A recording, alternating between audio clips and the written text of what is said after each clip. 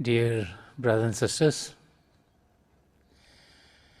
as we gather together in many different parts of the world, I'd like to take this opportunity to talk about our attitude in life. A lot of what happens in our life is based on the attitude that we keep in life.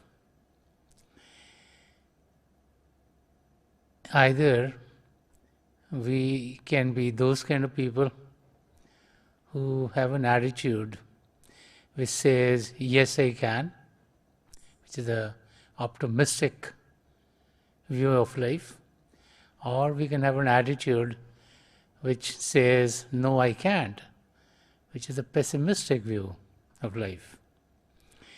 And as we start to look at what the difference between an optimistic way of life and a pessimistic way of life is, we realize that those who are optimistic are ones who are hopeful.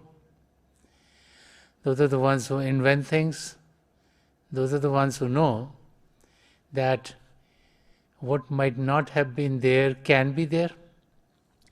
And those who are pessimistic are the ones who worry about things, who feel that these things cannot work, who get to a state where they start to have physical illnesses come to them because of their worrying so much, who look at every aspect of life as being a negative, and their life is full of sorrow, and is a life which brings them in a spiral which takes them down. So either we can fly, we can go up, or we can go down. Either we can look at the bright side of things, or we can look at the dark side of things. And as life goes by, we find that many opportunities come in our life where we have to make decisions whether to go one way or another. And how we look at the situation affects the results of what we are trying to do. There's a very interesting example about a foreman. This was the foreman of a group of people who'd been given the job to make a levee on a river, so that if floods come in, if there are a lot of rains, that the water would not go up and would not flood the villages which were, say, on the side of the river. And as they were starting to do their work, and they did some work, all of a sudden it rained very, very heavily. And when it rained very, very heavily, it rained for quite a few days. And during that time, there was so much water that whatever work they had done had been destroyed. And as the machinery that they have, which was used in their work, was filled with mud and with all kinds of other things so that the machinery would not work, the people who were working there were kind of disillusioned. They've started to complain about how can we do more work, our machines are not working, there's so much mud in the machines. And when the foreman came to look at how the project was going, he realized that everyone was complaining. And so he asked them, what is the difficulty? So they said, don't you see how much mud is there on the machines? And he says, I don't see any mud. And they say, are you crazy? Don't you see all the dirt and the mud and everything that is on these machines? And he says, what I see is a clear sky, and what I see is light coming from the sky. And he said very beautifully, he said, when the sun shines, this mud is going to be transformed. the water out of the mud is going to dry up. It's going to become dust. And when it becomes dust, then you can wipe it off the machines and you can start your work again. And don't worry about the work that you did before, which is now gone to waste. Let us pull together and put all our energies and start again. And then we will surely be able to complete this levy. So it's the attitude that one has which makes a difference as to how we feel. And we, as we pass through life, need to put into practice these few words. Yes, I can. And you remember these 3 words, then in any situation that you're faced, you will find solutions. When we think about this attitude of positivity, when we think about this attitude of optimism, when we think about this attitude of yes, I can, then our real existence is coming forth. Our real self is not the physical body. This is going to deteriorate. This is going to physically end one day. Our real self is not our intellect, that will go when the body goes. Our real self is not our brains. Our real self is not our emotions. Our real self is the soul which gives life to this human body. That soul is a part of God. And God is very, very optimistic. God is the source of all optimism. Because God knows that each and every one of us will come back. God knows that each and every one of us, if they put in an effort, will merge back in God in this very lifetime. God knows that everything is possible. God knows that impossible is written in the dictionary of the fools. And since our soul is a part of God, so inherent in our soul is the characteristic of being an optimist. You know, how many people many years ago felt that there's no way that a human being could fly? And people say, oh, birds have been made by God to fly, and human beings have been made to walk on this earth. But then came the Wright brothers, and before them many others who kept on experimenting. And it was the Wright brothers who made the first aeroplane. And so, as human beings, we started to be transported from one place to another very, very quickly. And just like we are transported from one place to another in this physical world through the help of an aeroplane, we also can be transported from our existence in this physical world to our existence in the spiritual worlds. The flight of the soul happens not on wings that are made by any material of this world, but it happens on the wings of divine light. It happens on the wings of divine sound. It happens when we connect with the divine light and sound of God, which is inherent in each and every one of us. So each and every one of us can fly. Our souls can fly. We can go up. And just as an optimist who created the aeroplane is always going up, and pessimists are those who feel that it would be so difficult to get something new done. Pessimists are the ones who feel that we have to come back to the ground. And so George Bernard Shaw wrote very beautifully about a pessimist and an optimist. And he said an optimist is one who creates the aeroplane, And the pessimist is one who creates the parachute. The aeroplane takes us to the great heights. And if you did not believe that he can fly, you would never invent an aeroplane. The parachute brings us to the ground. It connects us with the earth. It focuses our attention on the physical aspect of life. And so optimism in the spiritual arena is looking forward to experiencing God.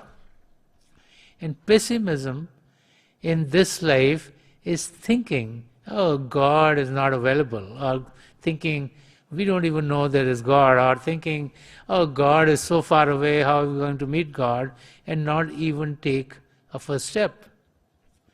If you need to go to the top of the building, you need to start with taking one step and another step, another step. But if we never take a first step because we feel we can't reach those heights, then we'll never get to our goals. So the kind of life that the great saints and mystics have been exhorting us to lead is a life of optimism. It's a life of knowing that we all can experience God. We all can experience God in this lifetime. We all can find our oneness with God. And once we have that optimism, then ways and means are going to be available to us to reach our goals. The saints and mystics and the great spiritual masters have all been very, very optimistic. They look at life as us having to go through the ups and downs of life, but they realize that each and every one of us has a goal, and that goal is to find our oneness with God. And so you can well imagine many people who are very pessimistic in life, who are very negative about life, who are covered with the layers and layers of worries and problems and difficulties. That the saints are optimistic that they can convert the attitude of these people who are pessimistic, who have given up on life, and convert them into those who are going to be optimistic in life. And as we start to experience the path of optimism on the spiritual arena, that path is a path of meditation. That is a path in which we experience our soul. That is a path in which we experience the flights of the soul. We try to go on the inner journey, and as we explore the inner path, what is very interesting is we get connected with the divine light and sound of God. And as we get connected with that divine light and sound of God, we find happiness in our life. We find joy in our life. We find peace in our life. And as we experience these states, then we want to be in those states more and more and more. So the saints realize that once we experience the divine light and sound of God, then we are on our way back to fulfilling the very purpose for which we've been sent into this world. And that is to truly know ourselves and to know God. That is to find the merger of our soul and God. And as we go on this spiritual journey, all possible help is provided to us so that the distractions of this world are not affecting us. It is our desires which make everything of this world very attractive to us.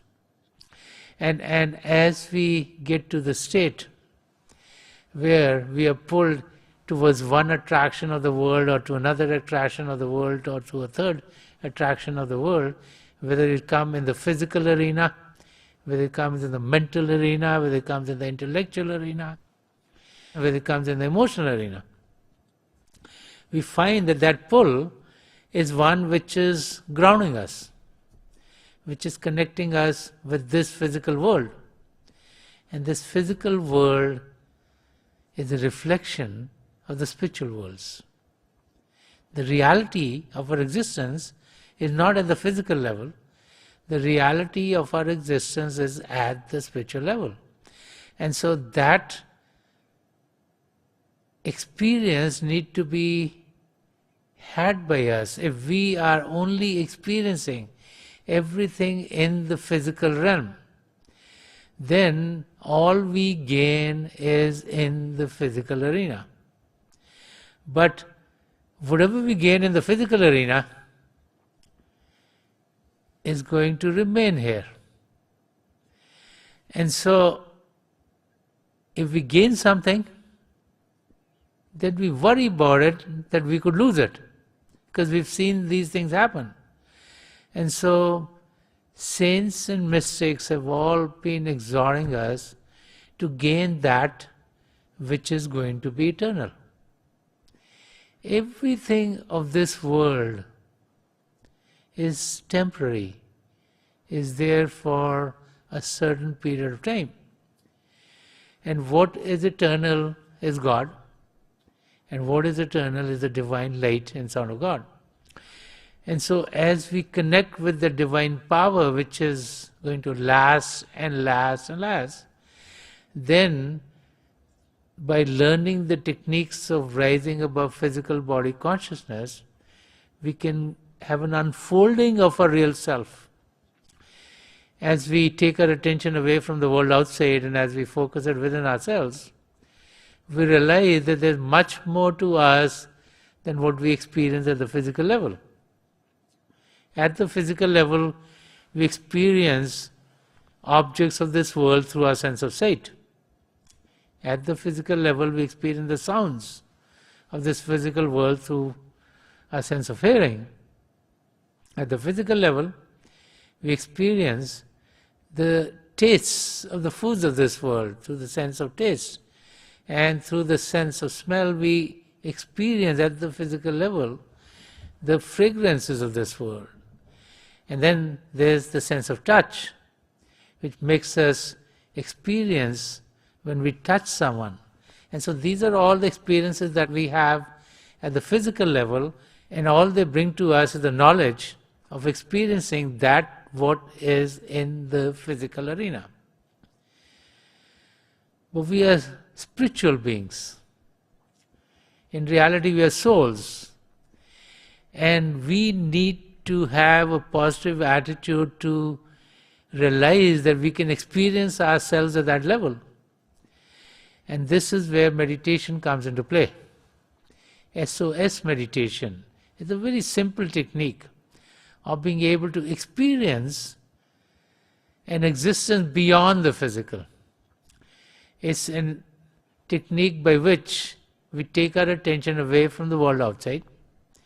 We collect our sensory currents here at the seat of the soul, and we are able to experience realms beyond the physical.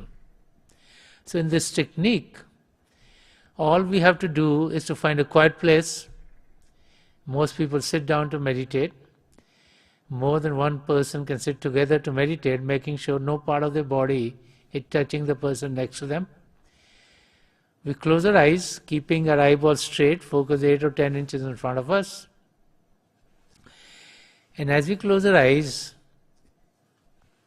we start to repeat some name of God, or a name which will give us peace, or calm, or a loving name.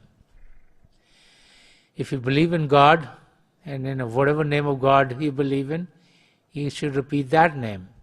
If you don't believe in God and you want to have an experience of your real self, you can repeat any name which is calming, which is peaceful to you. Now, this repetition is done mentally and not out loud. If you would do it loud, then your attention will go on the outside. So we want our attention to come within. And so as we close our eyes and as we do this mental repetition, right in front of us, light will sprout forth. It could be flashes of light, it could be circles of light. The light could be of various colors, could be golden, could be white, red, blue, green, yellow, orange, or any other color. In the beginning, simply light is coming and going. But with time, these lights will stabilize and we'll be able to experience many, many other vistas within. Now, as we experience the light within, when we experience for the first time, we wonder if someone else is putting light in front of us, but then we realize that this is not light coming from the physical world. It is the spiritual light. And when we experience the spiritual light, the calmness and the stillness and the love and the joy it brings in our life is tremendous.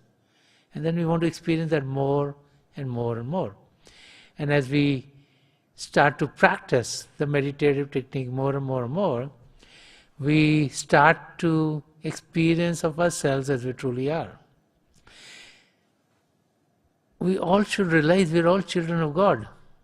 We all have a birthright to know God. We need to have a positive attitude that we can experience God in this lifetime. And the saints and mystics make us realize that God is not far away. God is within each and every one of us. All we need to do is to invert. So let us meditate for a few minutes. Please close your eyes very gently, just like you close them when you go to sleep. Your eyeballs should be straight. Focus 8 or 10 inches in front of you. And as you close your eyes, those of you who have been initiated in the mysteries of the beyond, please do your Simran. And those of you who are new here, please repeat any name of God that you feel comfortable with. This repetition of God's name should be done mentally. And if you do not believe in God, then you can repeat any name that will give you peace, that will be calming to you, that will be loving to you. Keep your attention right in front of you. And I pray to God Almighty and to the three great masters of the past century, Hazur Baba Sawan Singh Ji Maharaj, Param Sant Kripal Singh Ji Maharaj, and the gracious master Sant Darshan Singh Ji Maharaj, to help each and every one of us here connect with the divine power within and to experience the divine light in its effulgence.